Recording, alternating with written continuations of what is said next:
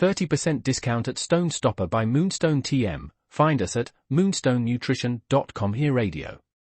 Stone Stopper by Moonstone TM is a doctor-developed, science-backed kidney health solution with 30 MEq of alkali citrate to prevent kidney stones.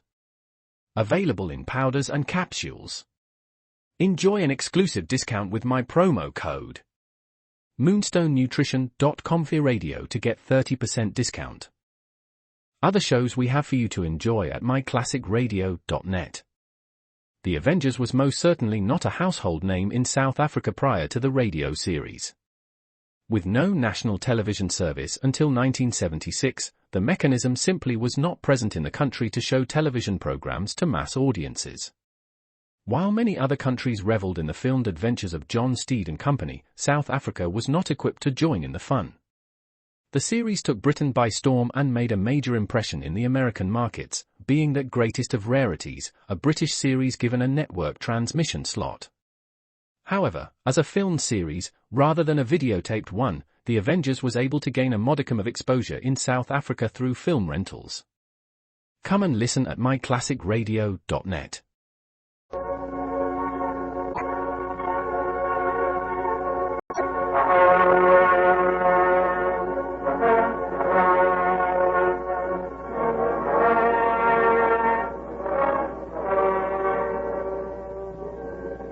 We now present The Adventures of Marco Polo.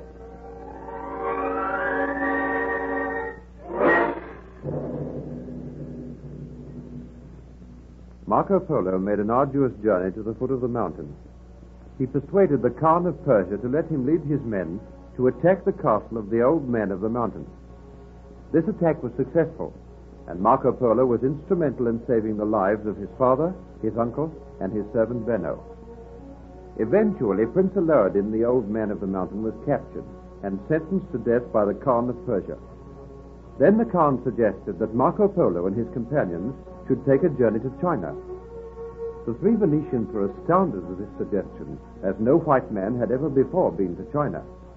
The Khan of Persia desired them to escort a beautiful woman who was to be sent to China as one of the wives of his brother, Kublai Khan, who was known as the Great Khan. Eventually, the Venetians agreed to undertake this task, but they made a condition that they should first return to Venice in order to secure goods and gifts which they could take to Kublai Khan of China. They returned to the coast and took a ship to Venice, promising that in the very near future they would return to Persia in order to escort Kublai Khan's bride to China. On arriving in Venice, the Polos were accorded a great welcome. On the day after their arrival, Niccolo Polo discussed his future plans with his brother Matteo.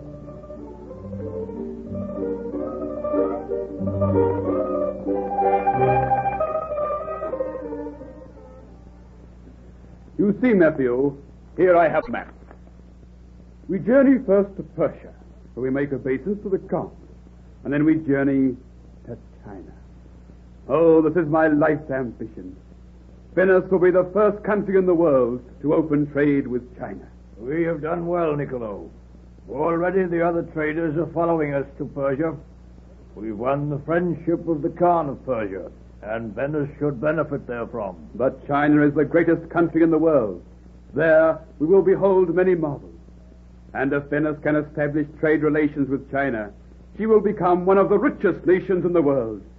Truly will our names live to be revered. When do we start on our journey? Well, I will take a journey to Rome in 2 days' time. Then I will tell the Pope what we have accomplished.